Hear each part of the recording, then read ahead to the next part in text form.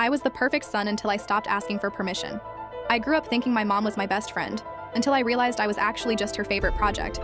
For 24 years, I lived by a simple rule. If mom's is, I lived by a simple rule. If mom's happy, life is easy. If she's not, well, you might as well be invisible. It was always subtle. A heavy sigh when I mentioned hanging out with friends. A headache that only appeared when I had a date. She never told me not to go.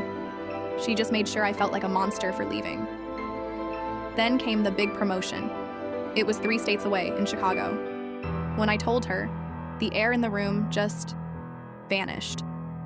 She didn't scream. She didn't even argue.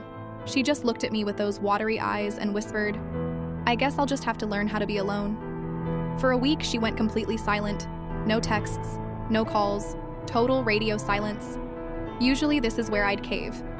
I'd apologize for being selfish and turn down the job just to hear her voice again. I was a grown man, but I was still a puppy on a very short leash.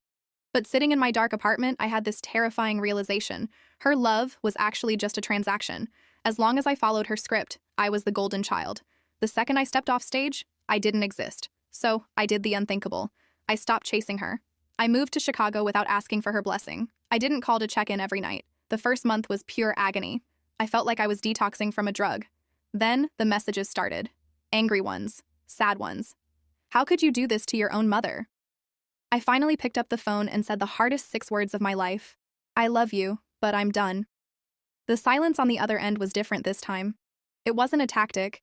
It was shock. For the first time in my life, I wasn't scared of her silence. I realized her power didn't come from her. It came from my need to be good.